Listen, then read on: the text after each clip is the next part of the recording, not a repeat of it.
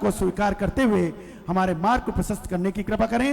बोलिए परम पूज्य आध्यात्म योगी चर्या शिरोमणि तीर्थंकरों के नंदन आचार्य गुरुदेव श्री विशुद्ध सागर जी महामुनिराज की, आचार्य संघ की नमोस्तु शासन। नमोस्तु गुरुदेव, नमोस्तु गुरुदेव, नमोस्तु गुरुदेव।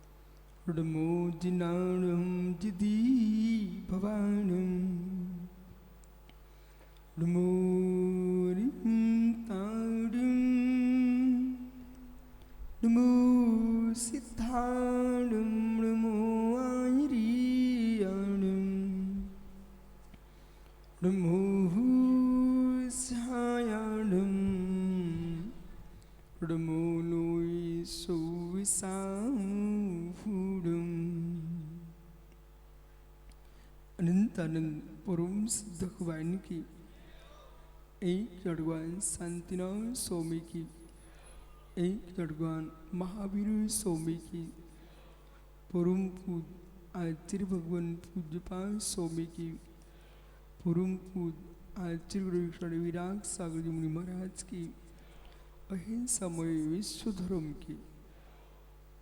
बोले परम पूज्य चर्या शिरोमणि आध्यात्म योगी राष्ट्र संत आचार्य गुरुदेव श्री विशुद्ध सागर जी महामुनिराज की, आचार्य संघ की नमोस्तु शासन। नमोस्तु गुरुदेव। बंधु, अंतिम तीर्थ वर्धमान स्वामी के शासन में हम सही विराजते हैं। तीर्थंकर जनिन की पीयूष दशना जिनेन्द्रवाड़ी मनीषियों जगत कल्याणी हम सर्वज्ञ शासन नमोस्तु शासन जयवंतो विद्रा सुबह संस्कृति।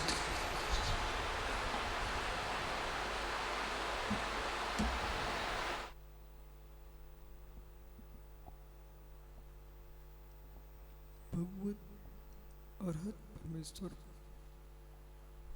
तीर्थंकर दिनेश्वर देव ने विश्व सुंदरा को वस्तु की वस्तुत्व का सत्यावबोध प्रदान किया है। सत्य विशाल है जो कि प्रमाण का विषय है।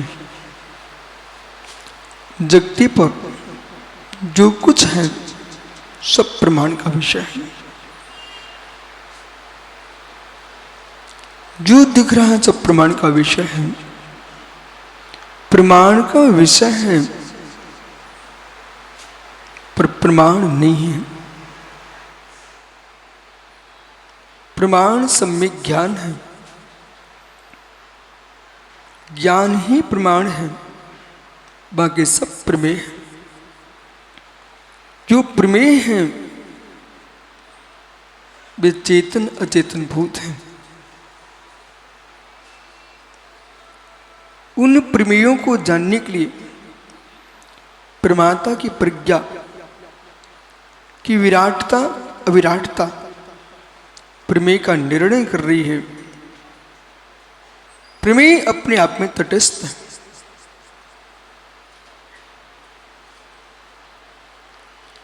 प्रमेय अपने अपने तटस्थ है,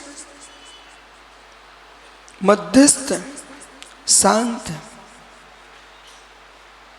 जीवन में उच्चतम प्रमाता बनना है, चाहे ध्वजा स्थिर हो, चाहे ध्वजा लहर रही हो। दर्शक की आंखें स्थिर हैं, वो ध्याता है। मंदिर के कलश पर ध्वजा लहरा रही है अथवा स्थिर है, पर देखने वाले के नेत्र स्थिर है, वो ध्वजा को देख रहा है। जो घूम रही है उसे भी देख रहा है, स्थिर हो रही उसे भी देख रहा है। नेत्रों को शांत किए है ज्ञानी। वो तटस्थ पुरुष ध्वजा पर स्थिर है, उसे भिन्न पुरुष देख रहा है कि ये क्या कर रहा है। उसे भिन्न पुरुष देख रहा है, ये क्या देख रहा है। उसे भिन्न पुरुष देख रहा है, ये क्या देख रहा है। पर को देखने वालों ने अपने समय कैसे नष्ट किए हैं। यदि ऐसा मित्र सो को देखने लगता तब भी लोग कहते क्या कर रहे हैं, क्या कर रहे हैं। एक कहने वाले क्या देख रहे हैं, ये देखने वाले। इनको जो नहीं देखता है वही ध्यानी योगी होता है। तो या उड़ रही है, कुछ उसमें आनंद ले रहे हैं, ध्वजा लहरा रही है। कुछ उसमें विषाद को प्राप्त हो रहे हैं, ये ध्वजा क्यों लहरा रही है। कुछ उसमें देख रहे किशोर गई है। जो आनंद ले रहा था वह मित्र भोगी था, तटस्थ था, योगी था। किस ओर गई है वो देख रहा था, शुभ चंद्र है कि अशुभ चंद्र है। वो देख रहा था शुभ चंद्र है कि अशुभ चंद्र है। वो ज्योतिषी हो गया, लेकिन ध्वजा अपने में थी। आकाश में चांद है, आकाश में ग्रह नक्षत्र हैं, सूर्य आदि हैं, वे आपको बिल्कुल भी नहीं देख रहे, पर आप उनको देख रहे हो। मेरु प्रदक्षा नित्य तो निर्लोकी। मनुष्य लोक में ढाई दीप में नित्य सुमेरु की प्रदक्षिणा लगा रहे हैं ये ज्योतिष विमान। उन ज्योतिष विमानों के चक्र से तत्कृता काल विभागा, उनसे काल का विभाग होता है। वो काल के विभाग से जीव के परिणाम बदलते हैं। बहुत संभल के समझना, काल के विभाग से जीव के परिणाम बदलते हैं। आकाश में चांद, समुद्र में ज्वार भाटा और मानव के मस्तक में वासना। आकाश में चांद की कलाएं, समुद्र में ज्वार भाटे और मित्र प्राणियों के अंदर भावों में विकार अविकार। ज्योतिष कैसे स्थापित हो रहा है। ज्वार भाटे, अष्टमी चतुर्दशी, जब भी विश्वव्यापी घटना घटेगी, अष्टमी चतुर्दशी, पूर्णमासी अमावस्या, सप्तमी, नौमी, ये तिथियां कहीं ना कहीं आपको टकराएंगी। जैन दर्शन ने कहा कि हम ज्योतिष के साथ निमित्तिक दृष्टि से देखते हैं, नैमित्तिक दृष्टि से देखते हैं। निमित्त दृष्टि से, नैमित्तिक मैं हूं। निमित्तों को बदलने की योग्यता भी मानव के अंदर है और निमित्तों के अनुसार जीने की योग्यता भी मानव के अंदर है। जैसे ही अष्टमी चतुर्दशी का दिन आता है, एकासन, उपवास, पुनः एकासन, ये विकार के दिन थे। विकार के दिनों में विकार न हो पाए, कोई साधना हो जाए, इसलिए हमारे यहां पुरुषोत्तम उपवास आ गया। सामान्य से सामान्य श्रावक को वो भी उपवास कर लेता है अष्टमी चतुर्दशी को, और इतना ही नहीं करता है, यदि नहीं उपवास होता नीरस कर लेता है, रस छोड़ देता है, एकासन कर लेता है। लेकिन मित्र कुछ ना कुछ करना लेना चाहिए। विकार का दिन है, अज्ञानियों के लिए विकार खड़ा करता है और ज्ञानियों के लिए तपस्या प्रदान करता है। अष्टमी चतुर्थी हमारे तपस्या का दिन है। अष्टमी की साधना 8 कर्मों के नाश के लिए है, 8 गुणों की प्राप्ति के लिए है, और चतुर्दशी की साधना 14 मार्गों से शून्य होकर के 14 गुणस्थान को पूर्ण करने की साधना है।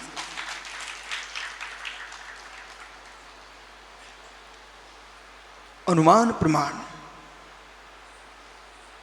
अनुमान प्रमाण है। और जब भी आप अवसर मिला है, संसार में पंडित शब्द पुण्यात्मा को जोड़ता है, पापियों को नहीं जोड़ता। कोई विद्वान अपने आप को पुण्य छीन न समझे। जिसने पूर्व पर्याय में वीतरागी श्रवणों को, जैसे भाई ये शुभ चंद्र शास्त्र लेके ज्ञानमती माता जी ने भेजा, मतलब इतने ज्ञानी होने के बाद भी अभी भी ज्ञान दान कर रहे हैं। बोले क्यों? ज्ञानी बनना है तो ज्ञान दान करना ही पड़ेगा। ये बहुत बड़ा ज्योतिष है, और यहां से आप प्रारंभ करो, इस ज्ञान से ही प्रारंभ करो अपना ज्योतिष। रवि भैया, गोमठ सार, जीवकांड, गोमठ सार, कर्मकांड जैन आगम के सिद्धांत शास्त्र हैं, जो कि षटखंडागम ग्रंथ के ऊपर लिखे गए हैं। आचार्य नेमिचंद स्वामी बहुत बड़े ज्योतिषाचार्य थे, और जिन्होंने इतनी सुंदर सूर्य मंत्र दिया गोमटेश बाहुली स्वामी की जिनबिंब को, आज विश्व में दिगंबर की पताका फहरा रही एक जिनबिंब।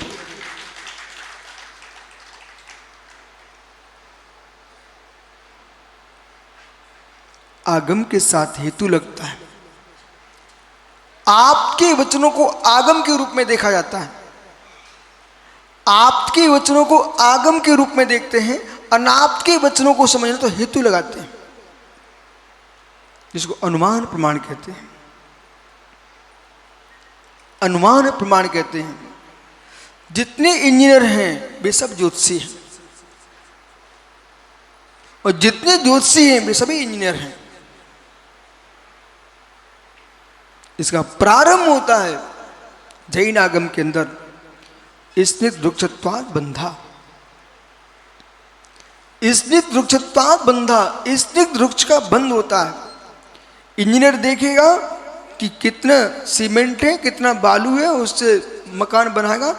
दुधिकादि गुणानंतु, 2 गुण अधिक होना चाहिए, 2 गुण अधिक होना चाहिए। तो ज्योतिषी क्या देखेगा? ये दुखी क्यों है? ज्योतिषी वैद्य ये दुखी क्यों है? एक प्रकार का ज्योतिष होता ही नहीं है, एक प्रकार का ज्योतिष नहीं होता है। कोई फलित है, कोई गणित है, तो फलित गणित के साथ साथ अनुमान प्रमाण संपूर्ण ज्योतिष। और बिना अनुमान प्रमाण के न आयुर्वेद शास्त्र सफल होता है, न ज्योतिष शास्त्र सफल होता है, न कोई इंजीनियर सफल होता है। अध्ययन से तुम काम नहीं कर पाओगे, अध्ययन से काम नहीं कर पाओगे, अध्ययन के बिना काम नहीं कर पाओगे। अध्ययन से काम नहीं कर सकते आप, और अध्ययन के बिना काम नहीं कर सकते आप। शास्त्रों का ज्ञान नहीं होगा तो निर्णय किसका सुनाओगे? वो अनुभव नहीं होगा तो निर्णय कैसे करोगे?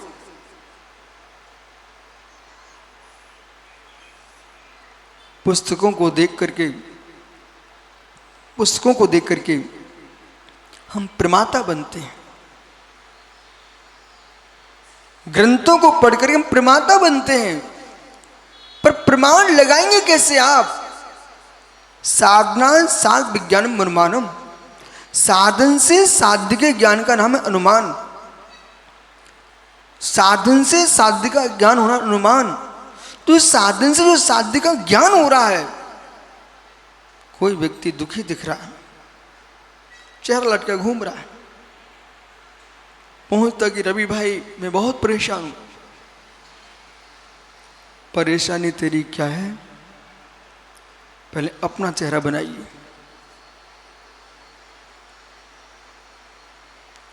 क्या आपने नाटक के पात्रों को नहीं देखा? जैसे तुम सामान्य रूप से हो, ऐसे तुम नाटक में खड़े हो जाओ, कोई देखना पसंद नहीं करेगा, बोले क्या है। जो जोकर बना उसको जोकर का पाठ करते आना चाहिए, जो राजा बना उसको राजा का पाठ करते आना चाहिए। हाव भाव और रस, इनका बोध नहीं है तो आप पाठ करने क्या पाठ करोगे? ग्रंथों में 9 रस लिखे हुए हैं, साहित्य में 10 रस हैं। उन 10 रस जो लिखे उन्हें रहने दीजिए। 10 रसों को अपने चेहरे पर कैसे झलकाएंगे, उसका नाम पाठ है। 10 रसों को संचालक दी, घर में घृत का डब्बा रखा हुआ है, नमक की बोरी रखी हुई है और अनेक मसाले रखे हुए हैं। इन सबको आप देखिए, अच्छे से देखिए, स्वाद नहीं आएगा, स्वाद नहीं आएगा। स्वाद चाहते विनीत भाई, स्वाद चाहते ना, तो उसे मिलाने की योग्यता लाइए। ओहो, मुझे तो घर घर का पता है और मैं समझ जाता हूँ ये बड़ा पुण्यात्मा व्यक्ति होगा इस घर में, और मैं सोचता हूँ कितना अभागा जीव होगा। मैं तो एक दिन के लिए आया हूँ, तो ऐसा है बेचारा जीवन भर ऐसे ही जाना है। विनीत, आप बढ़िया घृत रख दिया, अनेक बाजार से सुंदर सामग्री खरीद के लाए, अच्छे से फल लेके आए, पर देवी को फल बनाना ही नहीं आता। उधर उसने सिर खुजा लिया, फिर फल बनाना प्रारंभ करिए तो वैसे ही फेंक देगा। वास्तु खराब हो गया, समाप्त। वास्तु तुम्हारे घर में क्लेश मचा ही रहेगा। जिसके घर में पत्नी बाल खुजा करके साग छिल रही हो, वो क्या घर में वास्तु ठीक होगा? वास्तु खराब। खुजली पड़ी तो बेलन से पहले उसने खुजा लिया और फिर उससे रोटी बेल दी, वास्तु खराब। ये सिखाना पड़ेगा रवि को, सब अपने ज्योतिषियों को। वास्तु खराब। अब आप चाह रहे हैं, मालूम क्या हो रहा है, कभी रवि को बुला रहे, कुंजो को बुला रहे, फलाने चंद को बुला रहे, बोले भाई ज्योतिषी हमारे घर का ज्योतिष ठीक करा दो। कहां से ठीक हो जाए? तुम चाहे कितनी दीवार टुलवा लो, चाहे चूल्हे इधर से उधर करा लो, बनाने वाले की बुद्धि ठीक करो तो ज्योतिष ठीक होगा।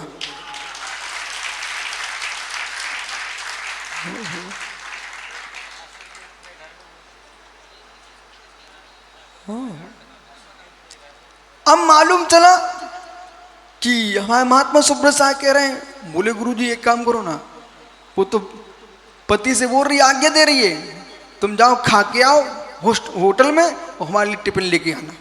अब तो और ही पूरा वस्तु खराब हो गया। बोले कैसा? एक मकान स्वयं बनवाइए खड़े होकर के और दूसरा फ्लैट खरीदिए और दोनों में निवास करिए, तुमको प्रीति किसमें होगी? बने बनाए मकान को खरीदने में कितनी प्रीति होगी और स्वयं को बना के कितनी प्रीति होगी। कुमार, बना बनाया खरीदा है, जब भी तुम प्रवेश करोगे बरगना ठीक नहीं, बरगना ठीक नहीं। क्यों? उसमें तुम्हारी आत्मीयता नहीं है। आओ हमसे मिलो। ये शिखर शुभचंद्र लखनऊ में आहार देने आया भाई, आए थे। दूसरे घर में चौका लगा हो, उसमें देख के आओ, आनंद तो आएगा। और पदम अपने यहां चौका लगाइए और स्वयं भोजन बनाइए और फिर दो। उसकी पंकज अलग अनुभूति होती है। ये माँ कह पड़ती है, गुरुजी ले लो ना, हमने बनाया है। ओहो, तुम घुस गए किसी के चौके में, न तुम्हारा द्रव्य था, न तुम्हारा क्षेत्र था, कुछ भी नहीं था आपका तो वहां पर, प्रवेश कर गए मित्र। उमा स्वामी महाराज ने कहा अनुग्रहात्म सुस्या सर्वदानम।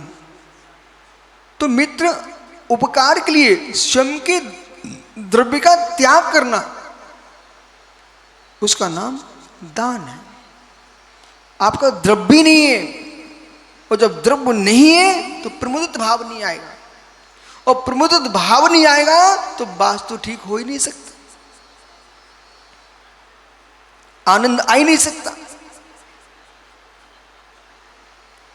इधर देखो, चाहे पिताजी की मृत्यु हो जाए, चाहे घर में बेटे का जन्म हो जाए, यदि पिताजी की मृत्यु हुई है और पिताजी के गुणों का चिंतन नहीं है तो आंख में आंसू नहीं आ सकता। और बेटे ने जन्म लिया है और बेटे के प्रति आपका ये भाव नहीं कि मेरे पुत्र का जन्म हुआ है, तुम्हें खुशी नहीं आ सकती। पिता के गुणों पर दृष्टि जाएगी तो आंख से आंसू टपक जाएगा। बेटे के जन्म की खुशी होगी तो मित्र आपके चेहरे पर प्रसन्नता झलक जाएगी।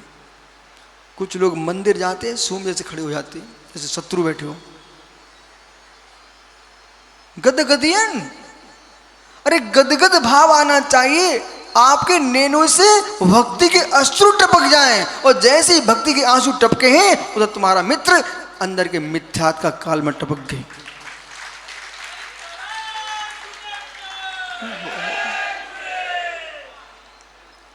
जैसे कि एक प्रेम का प्रेमी प्रेमिका से मिले रोमांच हो रहे हैं, ऐसे प्रभु को देखकर तुम्हारे शरीर में रोमांटे खड़े हो जाएं, तुम्हारे सारे वास्तु ठीक हो गए।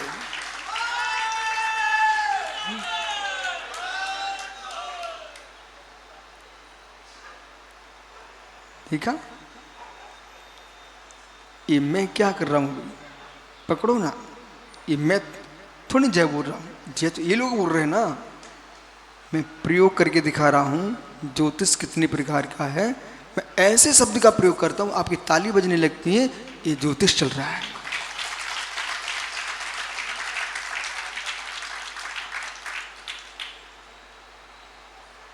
जिससे प्रभावित होता है वो तो निमित्त होता है, जो प्रभावित कर रहा है, जिससे प्रभावित हो रहा है वो निमित्त है, जो प्रभावित हो रहा है वो नैमित्तिक है। प्रातः ऋषभ विहार में नवयुवक वृद्ध युवा बालक एक साथ प्रभु का अभिषेक करते हैं। रबी मैं उन सबके चेहरे देखता हूं, वो ये लोग सोचते बोले गुरु जी क्या देख रहे हैं, मैं चेहरा क्या देख रहा हूं, उनका ज्योतिष क्या बोल रहा है। घर में खूंखार लोग मंदिर में आती ऐसे हो जाती, जो मंदिर में ही खूंखार है वो तो नरक में जाने वाला आदमी है। दुनिया में कहीं गुस्सा आ जाए लेकिन मंदिर में शांत हो जाना। अन्न क्षेत्र कृतम पापम पुण्य क्षेत्र विनष्टि, और पुण्य क्षेत्र कृतम पापम वज्रले तो भविष्यति। कृष्णानगर अन्य क्षेत्र में पाप किया तो पुण्य क्षेत्र में नष्ट कर लोगे, और पुण्य क्षेत्र में ही पाप कर लिया तो वज्र का लेप हो जाएगा। और सत्यासागर से ऐसा कहना ज्ञानी समझ, अनलिंगेन कृतम पापम जिन लिंगेन विनष्टि, जिन लिंगेन कृतम पापम वज्रलेप भविष्यति। संसार में अनेकों लिंग हैं जिनमें पाप करता जीव तो जिन लिंग में आकर छेद कर लेता है, और जिन लिंग में ही पाप कर लिया तो पाप का ऐसा बंध होगा, वज्र का लेप हो जाएगा। फिर मैं ज्योतिषियों से कहूंगा मित्र, यथार्थ में करुणा दृष्टि है तो साधु बनना, यथार्थ में करुणा दृष्टि है तो ज्योतिषी बनना, यथार्थ में करुणा दृष्टि है तो मित्र वैद्य बनना, यथार्थ में करुणा दृष्टि है तो सम्राट बनना। वो करुणा नहीं है तो एक भी पद में से मत लेना। बोले क्यों? बोले क्यों? करुणा दृष्टि है, करुणा दृष्टि है, दया भाव है कि जब जैन ज्योतिषियों के मन में करुणा जगी, हे मित्र सिर पर पत्थर बजे, इससे तुम नरक नहीं जाओगे। सिर पर पत्थर बजे इससे तुम नरक नहीं जाओगे, पर विपरीत पत्थर पर मस्तिष्क झुके तो नरक चले जाओगे। नहीं समझ में आया? सिर पर पत्थर गिर गया तो मृत्यु होगी, मिथ्यात नहीं होगा। और किसी पत्थर को सिर टेक लिया तो मृत्यु नहीं होगी पर मिथ्यात होगा। 1,00,000 वैश्याओं के सेवन में जो पाप का बंद होता है, एक बार के मिथ्यात के नमस्कार में वो पाप का बंद होता है। या आप करुणाशील हो तो आपकी पहली करुणा यह है कि आपने जगत के लोगों को मिथ्या से बचा लिया।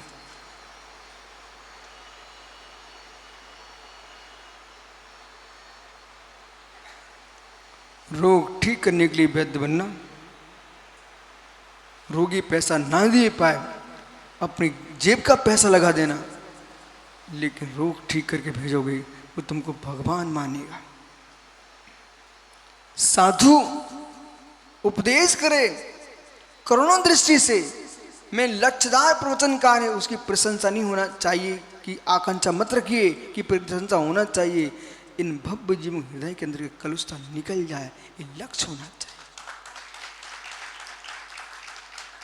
जोशी को ये निर्णय नहीं होना चाहिए कि मुझे नौछावर कितने की मिलेगी। हे मित्र, सभी जोशी अपना अपना काम करो, जो ईमान दे दे ले लेना, वो नहीं दे पाए तो मित्र चिंता नहीं करना, निजी काम करो अपना। फिर देखो कि जगत के दुखी प्राणी हैं, इनकी क्लेश मुक्ति कैसे हो। और यानी और कर्म सिद्धांत के अज्ञानी लोग ज्योतिष के विपरीत कर्म करते हैं, कर्म सिद्धांत के विपरीत जीव करना नियोग की व्याख्या होगी ना सुब्रत सागर, तो उसमें कौन कौन आते हैं? करुणा नियोग में हमारे यहां गणित शास्त्र, इसका नाम है गणता नियोग। अब विनीत इन आज ऐसे प्रश्न खड़े किए ना, इसलिए मुझे समाधान करना पड़ा। इनमें तो आत्मा की बात करने वाला आदमी। गणता नियोग, करुणा नियोग का अर्थ है गणता नियोग। संपूर्ण करुणा नियोग ज्योतिष शास्त्र होता है। जैसे करुणा नियोग में ज्योतिष में ग्रह नक्षत्र देखे जाते हैं, तो क्या भूमि नहीं देखी जाती? अष्टांग निमित्त के पास जाओगे तो भौम नाम का निमित्त है, भौम नाम का निमित्त है, अंतरिक्ष निमित्त है, व्यंजन निमित्त है, स्वर निमित्त है, छिन्न निमित्त है। अब मेरी तरफ मत देखो, मुझे परेशान करने मत आना। ये ज्योतिषी लोग क्यों हैं? हमारे आगम में विभाजन है, प्रतिष्ठाचार, विधानाचार, ज्ञानियों तो प्रतिष्ठाचार, विधानाचार, ज्योतिषाचार, इन लोगों का नाम अलग से दिया आगम में, गृहस्थाचार। क्या नाम है? यदि मैं आचार हूं तो ये लोग गृहस्थाचार। आचार को धार्मिक अनुष्ठान समीचीन हो, इस पर दृष्टि रखना चाहिए, और गृहस्थाचार्यों को धार्मिक अनुष्ठान समीचीन हो, ये दृष्टि रखना चाहिए। इस समाज का सम्मान इसलिए आपका हुआ है। कोई गृहस्थ मंगलम भगवान वीरो मंगलम, मंगलम गौतमो गणी, मंगलम कुंद कुंदादु जैन धर्मोस्तु मंगलम, सर्व मांगल मांगल्यम सर्व कल्याण कारकम, प्रधानम सब धर्माणम जैनम जयतु शास्त्रम। यही मंगलाचरण शादी के फेरे में हो, यही मंगलाचरण मरे के कार्य में हो, यही मंगलाचरण मेरे मित्र आपकी दुकान के उद्घाटन में हो, कोई दूसरे मंगलाचरण न हो, ये तुम्हारा कर्तव्य होता है।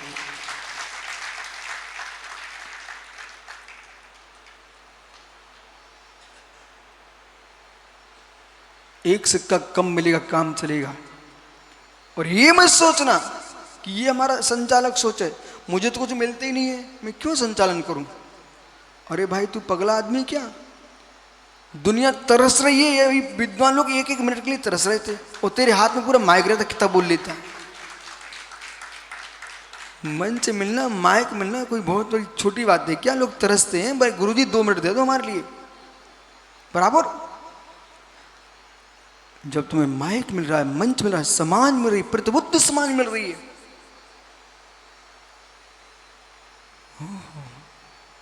मैंने तो ऐसे भी कभी देखे हैं अपनी जेब का दूध पिलाते और कहते भैया मेरी कविता सुन लो।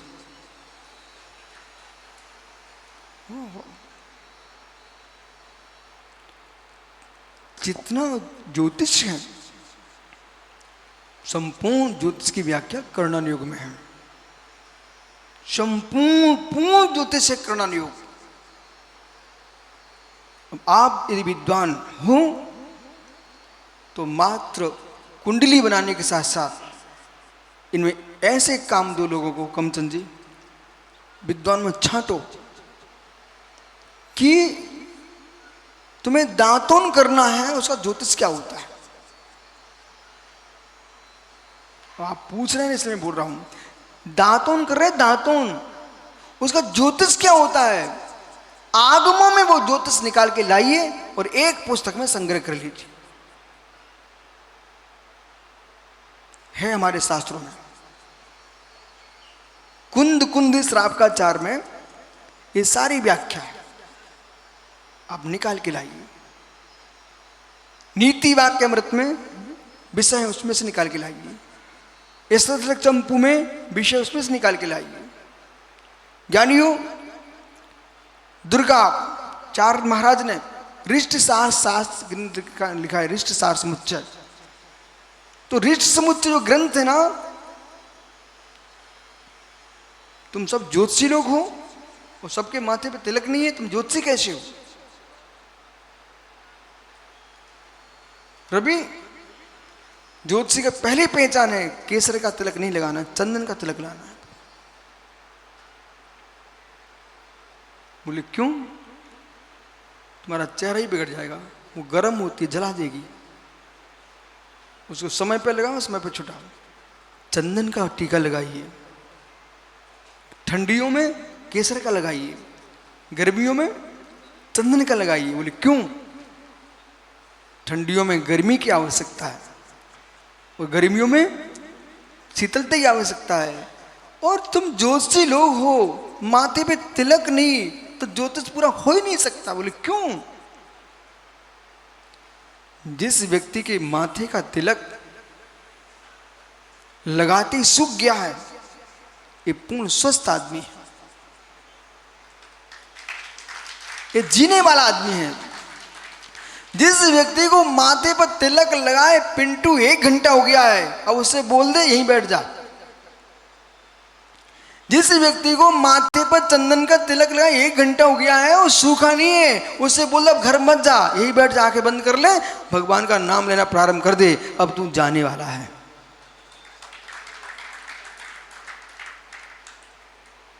ग्रस्तों को आदेश है आगम का, तुम तिलक लगाइए माथे पर चंदन का। बोले क्यों? जब तक चंदन का तिलक सूखता रहेगा तब तुम सुख से जीते रहना, और जिस दिन तुम्हारा चंदन का तिलक सूखा नहीं, अब तुम भजे रंताड़म ओम नमः दिव्या का दिन है तुम्हारा।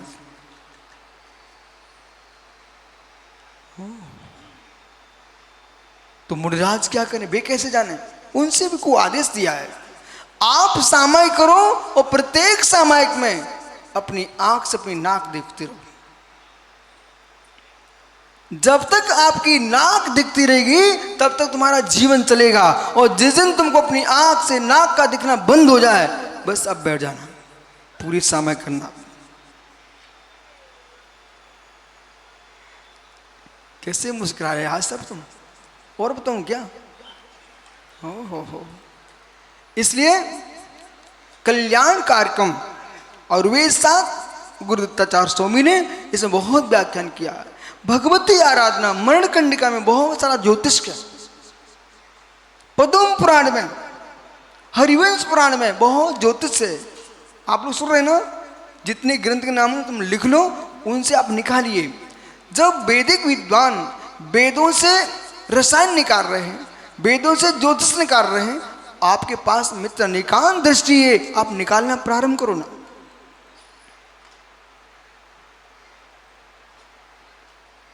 निमित्त ज्योतिष बहुत विशाल है, निमित्त ज्योतिष बहुत विशाल है।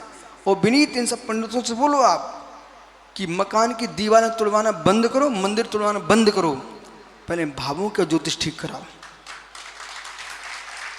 इतिहास मिटा के रख दिया वास्तु के नाम पर, इतिहास मत मिटाइए। नवीन मंदिर खड़े करो, विशाल विशाल, स्वतंत्र भारत है, धर्मनिरपेक्ष भारत है, आप विशाल जिनालय स्थापित करो, पर प्राचीन मंदिरों का वहीं की वहीं वास्तु ठीक करके उनको सुरक्षित रखो। मित्र क्यों? तुम्हारे पिताजी ठिनगे हो गए और तुम बहुत लंबे हो गए, तो पिता को टंगवा के खिंचवाओगे क्या? क्या मरवा दोगे कि तुम छोटे हो, हम लोग बड़े हो गए, तुम नीचे दिखते हो, तुम अब खिंचो? न उनको मारोगे न उनके पैर खिंचवाओगे। विनोद मनोज क्या करोगे? पिता का सम्मान रखोगे। ऐसे प्राचीन जिनालय हैं, उनको सुरक्षित रखिए। क्यों? पिता नहीं होंगे तुम्हारा अस्तित्व कहां से आया? प्राचीन जिनालय नहीं होंगे तो वर्तमान की महिमा कैसे आएगी? गिरनार पर क्यों बात करते हो? बहुत पर्वत है आपके यहाँ, कोई भी पर्वत पर पूजा करना प्रारंभ कर दोगे आप। लेकिन नेमिनाथ का निर्माण वहां से हुआ है। सम्मेशकर क्यों? टोंके कहीं बना लीजिए, रचना होती, लेकिन परिणामों की विशुद्धि वहां होगी जहां निर्माण हुआ है। अयोध्या क्यों? शाश्वत भूमि है, नियम है, 24 तीर्थंकरों का जन्म अयोध्या से ही होता है और निर्माण सम्मेशकर से ही होता है। ये हुंडा स्मृति काल के काल दोष से ये पृथक हुआ है, ये काल का दोष है। रवि, ये भाई बहुत बड़ा माता जी का भक्त है, वो माता जी का भक्त है। आपने मुहूर्त दिया 8:05 पर श्री जी विराजमान कर देना। 10 बजे तक तो बोलियां चल रही हैं। अब कह रहे हैं वो लोग पंडित जी ने हमारा प्रतिष्ठा कराई, हम लोग सब फेल हो गए। बोले फेल पंडित जी ने नहीं किया है, तुम्हारे लोभ ने किया है। अब दोस्त तुम प्रतिष्ठाचार को दे रहे हो, और प्रतिष्ठाचार को भी चाहिए था कि ठीक समय पर श्री जी यहां विराजमान कर दो, बाद में तुम हाथ लगवा देना।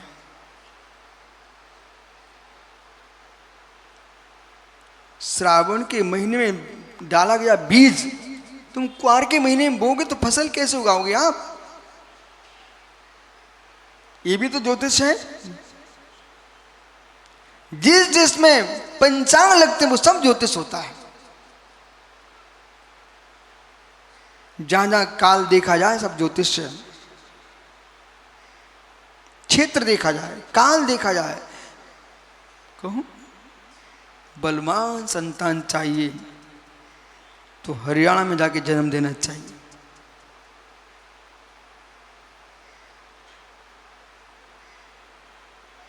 वहां की गाय देखी आपने? गाय देखी हरियाणा की? कई जगह की भैंस इतना दूध नहीं दे पाती, वहां की गाय देती हैं। और बुंदेलखंड की गाय मालूम 1 गिलास में दूध देती है। अब तुम बुंदेलखंड की गाय का उपवास करोगे क्या?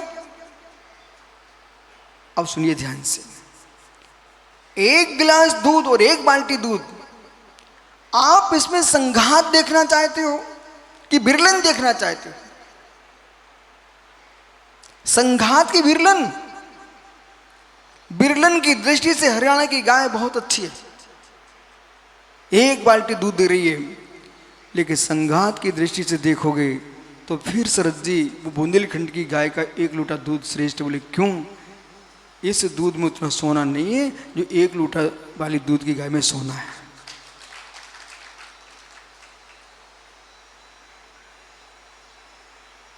मशीन का निकला हुआ घी और हाथ से निकाला घी, दोनों को देख लीजिए कैसा वैराग्य से आए जीव मुनि बन रहे हैं और घर के धक्का खाकर मुनि बन रहे हैं। दोनों की अनुभूति का अंतर देख लेना। विषमता से आके कोई साधु बन गया, वो विषय अलग रहेगा।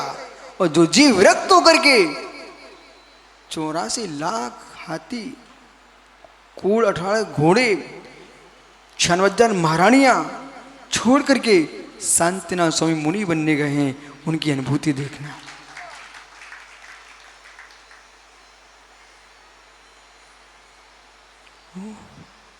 मां ये दीवालें तुलवा रहे हैं, इनको सिखाना चाहिए कि भाई मनोज तुम खाते क्या हो। धीरे से वहां के पुरुष से पूछना। जब मुस्कुरा के बोले तो अलग विषय रहेगा, चेहरा बना के बोले क्या करूं लाता तो सब हूं।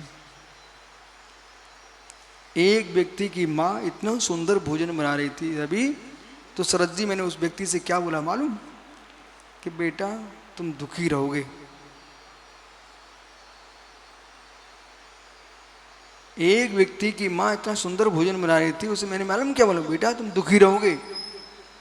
वो तो मुझे ऐसे देखने लगे, गुरुजी आप कह रहे दुखी मन। हाँ। बोले क्यों? क्योंकि तुम्हारी माँ इतना सुंदर भोजन बना रही, मैं आहार करने आया था तुम्हारे यहाँ, इतना सुंदर बना रही है, ऐसी भोजन बनाने वाली पत्नी मिले तो शादी करना, नहीं तो मेरे साथ चल। बोले क्यों?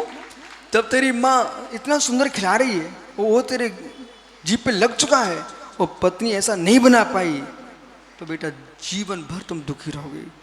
एक बार भरपेट भोजन नहीं मिला आपको तो तुम्हारी बुद्धि काम नहीं करेगी। पेट भरने के लिए मात्र भोजन नहीं करना चाहिए, मानसिकता पवित्र हो इसके लिए भोजन करना चाहिए। तो आपको विश्वास ना हो तो आज ही परीक्षा कर लो। प्रधान जी इन सबको परोसना और एक एक रोटी पकड़ाना, उस पर नमक रख देना,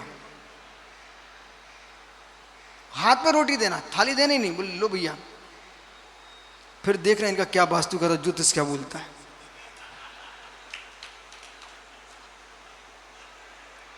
और जब इनके चेहरे बिगड़ने लग जाएं तो धीरे से सोने की थाली में और मोती जड़े हुए हों रतन, और ऐसे सोने की थाली में बढ़िया सुंदर साली धान्य की खीर खिलाना, फिर इनके चेहरे देखना। इन्हें समझ में आ गया कि खाना भी वास्तु है। आधे लोगों घर में बीमारी इसलिए है कि ये माता उनको शुद्ध भोजन नहीं करा पा रही है और मानसिकता ठीक नहीं हो पा रही है, और बेचारे दवाइयां खाते रहते हैं, और बल्कि दवाई नहीं खाना चाहिए। भारत का भोजन ही औषधि है, तुम भारत का भोजन ही नहीं कर रहे हो। मुझसे मैया क्या हो रहा है सब आजकल। ओहो, तुमने नाम ही खोटा बोलना प्रारंभ किया, नाम धे तुम्हारा बिगड़ चुका है। ऐसे टपक रही माँ जैसी लड़े टपक रही है, तुम्हारा भाव बिगड़ चुका है। बेटा नहीं खाना। वो समय कहाँ गया, वो टोपी वाला कहाँ गया, हमारा टोपी वाला शरद भाई मित्र, याद करो। बोले बेटे का सिर दर्द कर रहा है, न विक्स की डिब्बी न कोई मित्र, कुछ नहीं। पिता ने कहा बेटा एक काम कर, तू सिर दर्द कर रहा है, आज तू पंजीरी खा ले। और जैसी आटा में की पंजीरी, उसमें काली मिर्च बूरा शक्कर डालकर खिलाई, बच्चे का माथा ठंडा हो गया और सिर दर्द ठीक हो गया, पेट भी भर गया और दवाई भी हो गई। और ज्यादा कुछ कर रहा है तो भाई पेड़ा खा ले, और कर रहा है तो मालपुआ खा लो तुम तो।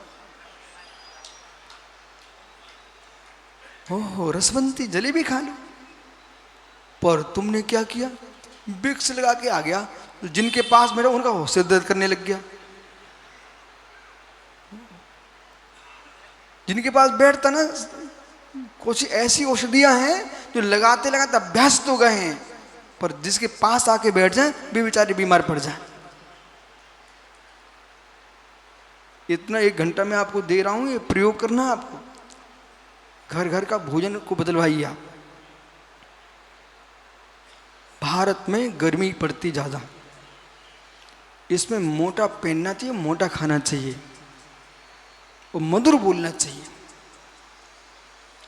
चलो आप गए रवि, आपने भोजन भी ठीक करा दिया, अच्छे से बनने लग गया, ये तो सब ठीक है। लेकिन मुमुक्षु अहमदाबाद सुना ना भैया, लेकिन सुंदर बन गया, सब बढ़िया हो गया, भोजन बहुत सुंदर बना दिया, परंतु ये अहमदाबाद से आया, कितने दिन से भूखा होगा, खा ले मर जाएगा बेचारा। के भैया हम जा रहे जय जिनेन्द्र, बोले मेरा पेट भरा है। तुमने भोजन तो अच्छा बना दिया, मित्र भाषण और अच्छा बोलने लग जाओ तो आधा वास्तु ठीक हो गया। ये साधु लोग क्यों मुस्कुराते रहते? रहस्य में खोले दे तो आज आपके सामने। नेता हुए, साधु हुए, ये लोग मुस्कुराते रहते। वो देखो गुजराती आया है, मुस्कुरा रहा है। बोले क्यों मुस्कुराया? बोले आते ही संचालक क्या बोलता है, भाई पूर्व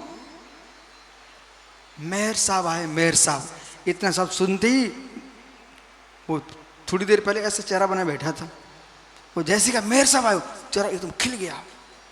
और सुनिए, एक गुब्बारा पड़ा था जमीन पर, कुमार तुम्हारी बातें सुनो, हमारी बातें कोई बुरी नहीं लगती, और बुरी लगी तो करेंगे क्या, मैं दुनिया में रहनी नहीं हमारे लिए। एक फूकना, बच्चे खेलते ना, ये न्यूयॉर्क शहर के गेट पर टंगे बहुत सारे, सब फूट जाने। हो ये पिचके पड़े थे, पिचके, और रात्रि में आवाज आ रही चट चट के। हमने क्या और नाटक चल रहा है? बोले फूंकना लग रहा है मित्र, तो फूंकना पड़ा जमीन पर, और जैसी हवा भरो तो इतना बड़ा हो गया। देखा आपने? देखा? ऐसी व्यक्ति को अपना बनाना हो, आकाश में उड़ाना हो, तो प्रशंसा करना प्रारंभ कर दो, फूल जाएगा। अपने कुटुंब को, अपने परिवार को, अपने घर के सदस्य को पूर्ण आयु जीवन आपको देखना उसकी, तो मित्र उसकी निंदा मत करो, उसकी प्रशंसा करना प्रारंभ करो, वो अपनी पूरी आयु जिएगा। मीठा खिला रहे हो, हलवा पूरी खिला रहे हो, बादाम का हलवा खिला रहे हो, तुम सब कुछ करा रहे हो, पर क्या करूं, ढेर सारा खाता करता कुछ है नहीं है, इतना उसे कान में पड़ गया, बेचारे पूरे प्राणी निकल गए। कीर्तन बेटा सूखी रोटी दो, सूखी रोटी दो, लेकिन प्रसन्न होगी। क्या बोलना, आप तो कहीं जाते तो क्या सुंदर खाना मिलता, हम गरीब आदमी हैं, क्या कर सकते हैं, भावना ही दे सकते हैं, आप मेरी भावना को ग्रहण कीजिए। तो मित्र चंदन वाला के दाल के छिकले भी सालीधान बन जाते हैं।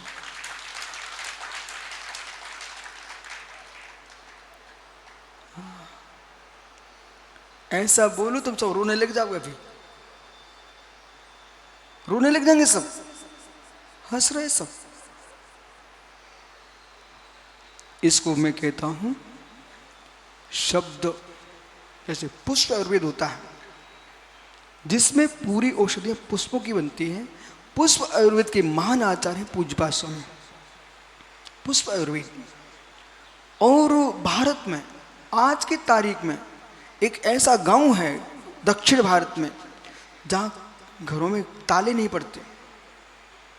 वो गांव किसका है? आचार्य पूज्यपाद स्वामी का है। वहां पर इतनी आस्था है, कहीं नहीं जाते। कनकगिरी कर्नाटक में आचार्य पूज्यपाद स्वामी की समाधि भूमि, वहां लोग आकर के नमस्कार करते हैं, और इतना विश्वास है कि मैं उस गांव का गृहस्थ हूं, चाहे जैन हो अजैन कोई भी हो, उनको अभाग्य लगता है मैं देश का उन आचार्य गांव का सदस्य हूं जिन्होंने सर्वासिद्धि, जैनेन्द्र व्याकरण, पुष्प आयुर्वेद, समाधि तंत्र, 10 भक्तियों जैसे महान ग्रंथों की रचना भारत को दी हो। वे आचार्य पूज्यपाद स्वामी है, जिनकी शांति भक्ति के पाठ से गई नेत्रों की ज्योति वापस आ गई। कनकगिरी ज्योतिष जी, सभी ज्योतिषियों से मेरा कहना है समाज को यात्रा का जरूर उल्लेख किया करो। बोले क्यों? बुरा नहीं मानना, मानो तो मान लो, चलो मेरे साथ। मनोज, घर में झगड़ा हो जाए निकल जाना तुरंत यात्रा करने, खासकर उन क्षेत्रों में जानो, पर्वतीय क्षेत्रों में। सोनागिर चले जाइए, नैनागिर चले जाइए, द्रोणगिर चले, सम्मेशगर चले जाओ, पर्वतीय क्षेत्र पर चले जाइए। घर में माला फेरने से 10 गुना फल मिलता है। जिनाले में जाइए 100 गुना फल मिलेगा आपको। 100 गुना फल मिलेगा। मित्र जंगल में जाओगे 1000 गुना फल मिलेगा, अस्त्र क्षेत्र में जाओगे 1,00,000 गुना फल मिलेगा, और सिद्ध क्षेत्र की वंदना करने जाओ तो करोड़ों करोड़ों गुना फल मिलेगा।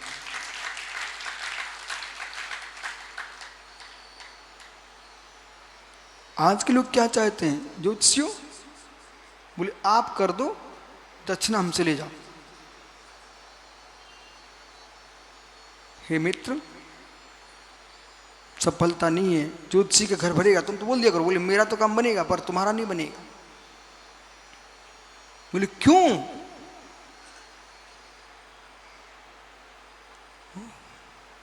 संतान का जन्म, गुरु को आहार, प्रभु का नमस्कार नौकरों से कराओगे क्या? वो बेटा किसका कहलाएगा?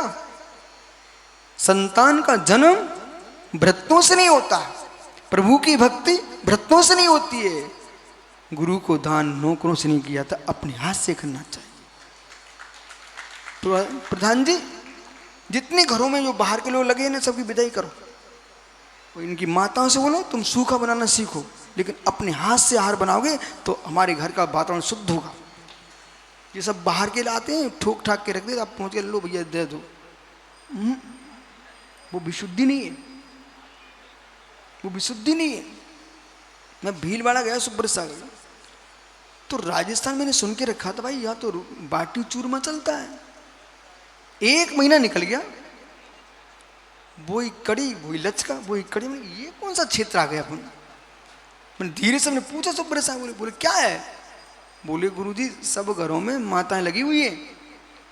हमने उनसे कहा राजस्थानी श्रावकों से, देखो महाराज लोग तो अपनी चर्या कर रहे हैं, तुम टेंशन मत लेना, लेकिन तुम बदनाम हो रहे हो। बोले कैसा? बोले ऐसा कि लोग क्या सोचते हो राजस्थानी भोजन, यहाँ राजस्थानी भोजन है ही नहीं। उनको समझ में आया, उनने सबको विदा कर दिया, और जैसे ही विदा हुए साधुओं निरंतर आहार प्रारंभ हो गए। नहीं तो हर दिन अंतराय आ रहे थे। तो दिल्ली वालों तुम सबकी विदा करो, और माताओं से कहो अपने हाथ से बनाओगे ना तो तुमको लगेगा कितनी मेहनत होती है। वो दत्तक पुत्र लेवी लोगे ना तो शांत बैठोगे ना तब आनंद नहीं आता। बोले बेटा हमारी गोद तो कभी भरी नहीं, वो तो सोनी की सोनी है, वो दत्तक पुत्र है। ऐसे मित्र बल्कि मंदिर में भी अपने हाथ से प्रधान जी द्रव्य बना वैसे पानी लाए, फिर अभिषेक करें, क्या आनंद आएगा। वो बना के रख दिया पंडित जी ने, पुजारी ने, आयम करके चलेगा, वो दत्तक पुत्र है। हो ज्ञानी ज्योतिषियों, ये रहस्य को समझिए। यदि आपको किसी घर जाना है तो सुनो, तुम फेल हो जाओगे। वो कुछ करेगा नहीं और आपसे करवा लेगा। उसको सामने बोलो आप भगवान की भक्ति करो मेरे सामने। वो कैसे करो, कैसे करो? इन माताओं को कितना ज्योतिष का ज्ञान है पता आपको? ये घर की बटलोई में भोजन बनाते हैं तो नीचे तरी लगाते थे मिट्टी की, यानी मिट्टी की तरी लगा दी। तो बोले क्यों शरद भैया आपको मालूम है? बटलोई में भोजन कोई पकाना, खीर बनाना तो नीचे मिट्टी लगा देते हैं। यदि मिट्टी लगा के फिर तपाएंगे ना, इनने 2 काम कर लिए। एक तो स्वादिष्ट बन जाएगी, दूसरी बर्तन बच जाएगा और जलेगा नहीं। और बिना उसके लगा दिए तो ऐसी साधना के समय सकलीकरण कीजिए, साधना के समय विशुद्धि बनाइए, तरी लगाइए, तब साधना करना, अन्यथा जल जाओगे सब। कुछ लोग नए दीक्षित होते ना, नए दीक्षित साधु, बेसोच में आज ही मुझ चला जाऊंगा तो देव पास ये माला। वो 4 दिन के बाद गुरुजी बीमार हो गए। अब तुम गुरुजी तो पहले ही अनुभवी थे। जितने हमारे देश में बड़े बड़े महान लेखक आचार्य हुए वे विवेक से साधना करते थे। हजारों पृष्ठों के ग्रंथ लिखेंगे। मित्र वासनाओं से सूखे जीना चाहिए, मस्तिष्क को सूखा नहीं करना चाहिए। वासनाओं से सूखे जियो। मस्तक को यदि प्रधान जी कोई से तुम्हें मनुष्य से लड़ना भी हो ना, तो पहले माथे में घी लगा के आना। सूखे माथे पहुंच गए, बुद्धि नहीं चलेगी। मस्तक ठंडा हो, घी में कपूर और डाल दो, फिर आप बात करो, फिर भगवान का नाम और ले लो, विजय तुम्हारी हो जाएगी। अब तुम सूखे सूखे पहुंच गए, हम लड़वे आए हैं, मित्र वो सामने वाला भगवान की भक्ति करने करके आया है, और जिन भक्ति वाला व्यक्ति फेल हो ही नहीं सकता।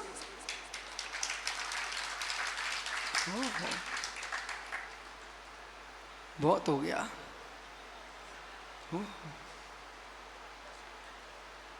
जब भी किसी को कुछ बताने जाओ, नो कर्म का ज्ञान करके जाना। और नो कर्म क्या है? जैसे ज्ञानमती माता जी ने शास्त्र भेजा, मुझे पागल थोड़े है, ये सुब्र सागर ग्रंथ देते वो लिखते रहते, ये हम लोग पागल लोग नहीं है भाई।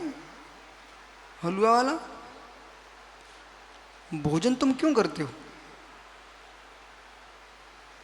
आपके भोजन में केतन, भोजन मात्र भोजन के लिए नहीं है, भोजन केवली भगवान के लिए है। और केवली कबलारे नहीं होते हैं। पर फिर क्यों कह रहे हो? इसलिए कह रहा हूं बेटा, तुमने भोजन किया, मात्र भोजन तुम्हारे शरीर वृद्धि के लिए नहीं है। साधु हो तो डायरेक्ट साधना करके केवली बनिए, और तुम गृहस्थ हो, आपने भोजन के 7 धातु बने, 7 धातु में शुक्र बना, उसे तुमने संतान को जन्म दिया, वो संतान ने जन्म लिया, वो संतान ने साधना की, केवली भगवान बना। तुम्हारे भोजन से भगवान बन गए।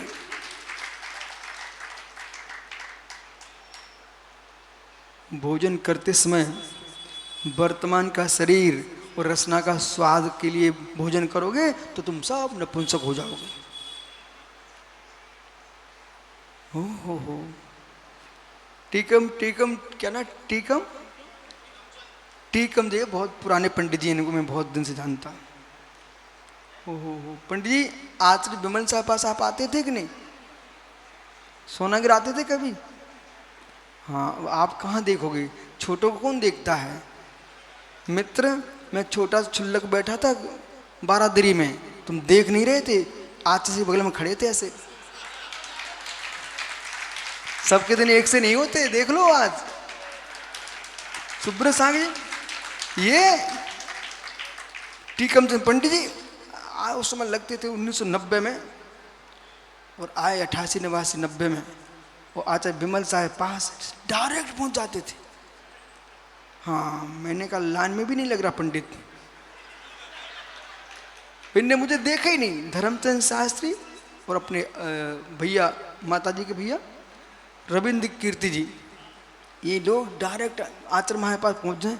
मैं छोटा छुल्लक बैठा था 17 साल का, ये लोग देखे भी नहीं। हमने की ज्ञानी मत देखो, समय आएगा।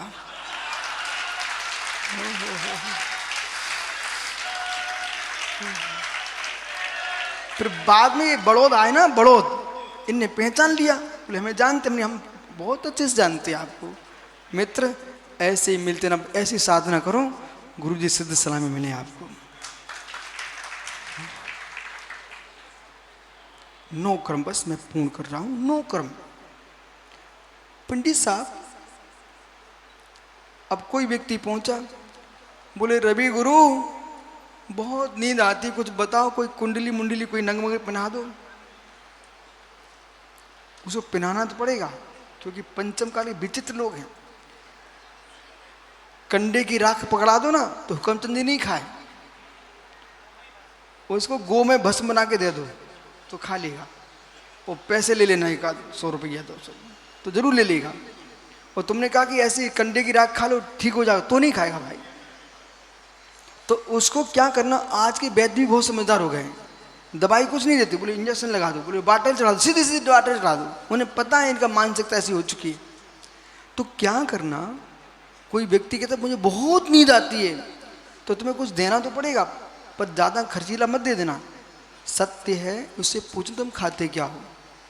यदि वो व्यक्ति प्रतिदिन भैंस का दूध पीता है और दही पूड़ी खाता है, पहले उसे ये कहना यदि तू खा रहा दही पूड़ी तो बेटा अपने परिवार पर दया हो तो आज से त्याग कर दे। 6 महीने लगातार दही पूड़ी खाएगा, बिना जहर खाए मर जाएगा। प्रतिदिन दही पूड़ी नहीं खाना चाहिए आपको। अब वो व्यक्ति क्या कर रहा था, प्रतिदिन मट्ठा चावल खा रहा था। अब नींद किसको नहीं आएगी, उसी को तो आना है। तो उसको धागा मागा बाद में बांधना, पहले भैया तू मट्ठा ये छोड़ दे और दूध रोटी खाने लग जा। भोजन बदल दीजिए। भोजन ही मंत्र है, भोजन ही तंत्र है, औषधि है। और मित्र भावना दे के औषधि बनती है, तुम भावना दे के भोजन बनाओ। अब कैसे बनाए, बटन चटकाया चूहा पिस गए। पहले माताएं चक्की उठा करके साफ करके मार्जन करके दिन में पीसती थी। अब इन्होंने बटन चटकाया, आटे का खून निकल गया, महीनों तक चक्की उठाई नहीं है। मित्र बोध होना चाहिए, ज्ञान होना चाहिए आपको कि आप नौकर्म पर दृष्टिपात कीजिए। जैसे भावना चक्की पीस रही, शरद जी की माँ वो भजन गा गा कर चक्की पीसती थी। जब भजन गा के चक्की पीसेगी ना तो उसका जो आटा बनेगा वो अमृत होगा, तो घर का लोग स्वस्थ हो जाएंगे। अब वो सासू ने कुछ बोल दिया, बहू ने कुछ बटन चटका, उधर गाली बकरी, एक दूसरे को आटा बना, तो भैया क्या परिणाम निकलेंगे।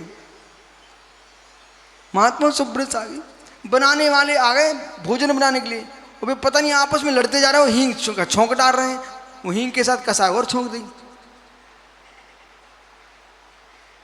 अब कह रहे हैं मैं इंक सागर अंतरा आ गया। अंतरा क्यों नहीं आएगा, वो सोच के गया था कि हमारा मनोज के यहाँ आहार हो जाए, और पहुंच गए सार्थक सागर। ओहो, अंतरा तो आनी है। हो। तो मित्र विषय समझिए क्या है कि आदमी को प्रत्येक कर्म का नो कर्म का ज्ञान होना चाहिए। यदि ज्योतिष शास्त्र पढ़ना है तो तंत्र शास्त्र भी पढ़ना चाहिए, तंत्र शास्त्र पढ़ना है तो सिद्धांत शास्त्र पढ़ना चाहिए, और सारे शास्त्रों को पढ़ने के बाद मन का शास्त्र पढ़ना चाहिए।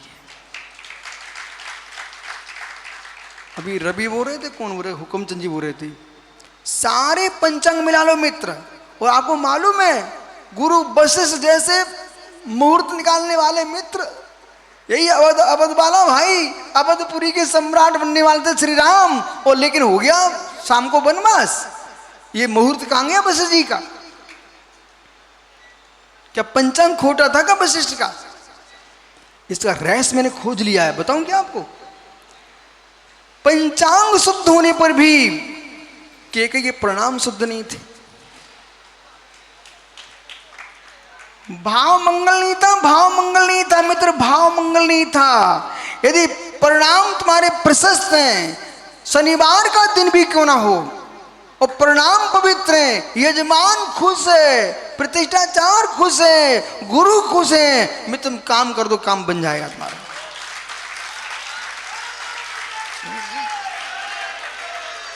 अब एक साल में 25 22 पंचगण होंगे, कहां से मुहूर्त लेके आऊंगा विशुद्ध सागर?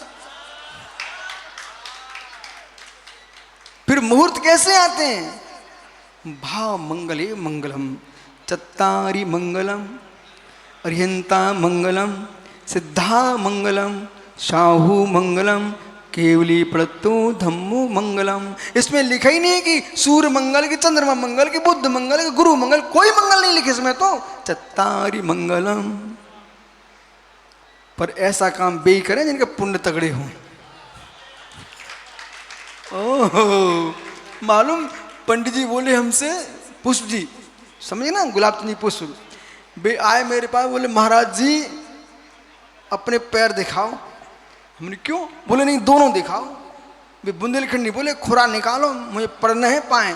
और पंडित जी ने दोनों पैर पकड़े, सिर लगा लिया। अब बोले महाराज एक बात बताओ, मुझे बताओ। बोले आपका तो पुण्य तेज है, तो कभी आप पंचगण करा देते हैं, जिनके पुण्य छीने उनका क्या होगा? मैंने कहा पंडित जी उन्हें कछु नहीं करना है, अपने पुण्यमात्माओं के साथ रहना चाहिए, उनके भी काम बन जाते हैं। हो। ये संचालक कितना नींबू पी गया, वो संचालक कितना नींबू पी गया तू भाई, परंतु शक्कर डाल के।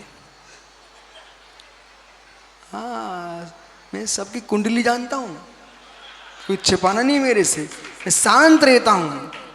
तो मालूम है दिल्ली वाले क्या बोले, कितने सीधे साधे महाराज जी। हाँ, अब जगत के लिए सीधे रहना, पर अपनी बुद्धि का काम करना चाहिए। मित्र बोलो कितना नींबू पी गए, पिया कि नहीं पिया, लेकिन शिकंजी बना के पियो ना, तो सीधा नींबू पियोगे तो चेहरा बिगड़ जाएगा, वो शिकंजी बना के तो मुश्किल आता है। ऐसे मित्र हर कार्य में पुण्य की शक्कर डालना सीखो, जाओ। पुण्य मंगल है, सत्य है। गरीब लोग हैं, रवि सबसे बोलना, गरीब लोग हैं उनसे कहना एक रोटी के टुकड़े का दान करो, पर सदपात्र को दान देने में कंजूसी मत करो, तुम्हारा पैसा बढ़ेगा। और जिनको और अच्छा धनी बनना है, सबसे पहले रात्रि भोजन का त्याग कराइए। वो कोई भाई आया था ना, उसने कहा मैं अपनी औषधि देता हूँ तो पहले त्याग कराता हूँ, नग बेचने वाला। ऐसे मित्र मैं तो अपने पास बिठाने वालों पहले कपड़े त्याग कराता हूँ। देखा, इसलिए शरद हमसे दूर बैठता है, बोले पास में नहीं आऊंगा। अपने पोते को तो लाते ही नहीं है, बोले कहीं आ गया तो फिर क्या होगा। मित्र जाओ अपने जीवन में, सबके लिए मंगल आशीर्वाद है। सबके भाव ज्योतिष अच्छा हो तो जब ज्योतिष अपने आप सफल हो जाएगा, और आप संपूर्ण देश में जैन आगम को जयवंत करो। भगवान महावीर स्वामी की जय। आत्मा स्वभावं परिभाव भिन्नम, आत्मा स्वभावं परिभाव भिन्नम। आत्मा का स्वभाव पर